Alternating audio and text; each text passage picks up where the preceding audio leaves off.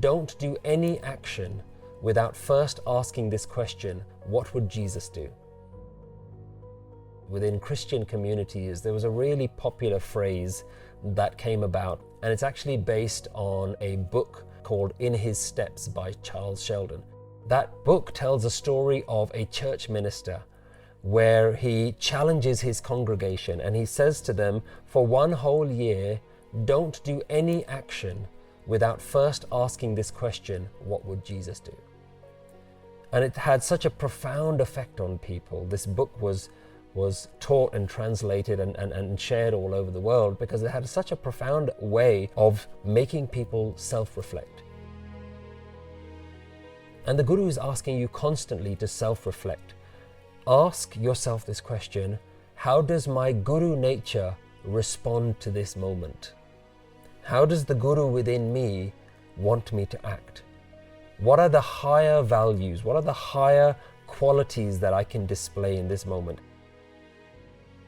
If there are any circumstances in life that leave you feeling sad, feeling threatened, feeling angry, feeling divisive or superior, feeling resentful, then you've incorrectly interpreted those. You've misrepresented the event in your mind. We all have our own mental worlds. We all have our own way of interpreting life. The question we need to ask ourselves is, what kind of world do I want to live in? Because everyone is focused on fixing the outer world. But this question is really about what kind of mind do I want to live in? What kind of inner world do I want to cultivate, where no matter what's happening on the outside, the inner world is able to deal with it? So we need to now begin to understand that there are certain rules about how to live with life. And that is, negativity and bliss can't exist in the same space. If you are engaging in conversations that are about criticizing, that are about creating divisions, me and them, I'm better than them, don't worry, we're not like those people.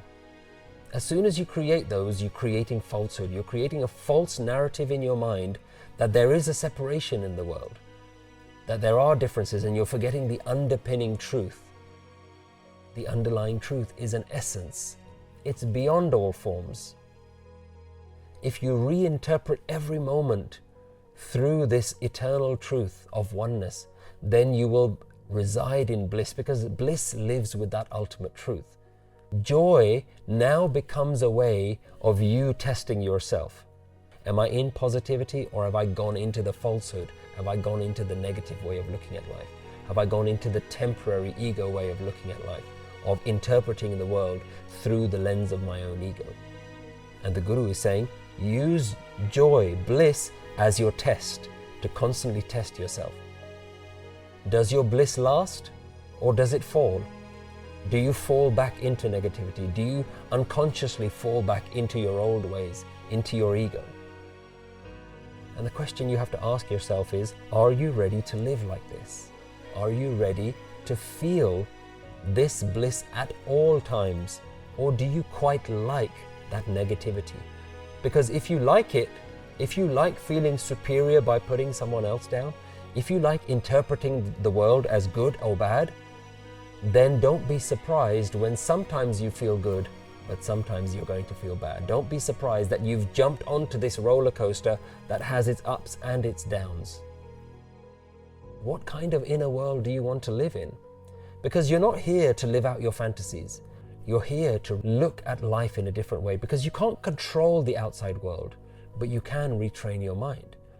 You're here to enjoy the music that's happening right now. This is what you were made for. This is how you experience peace and bliss.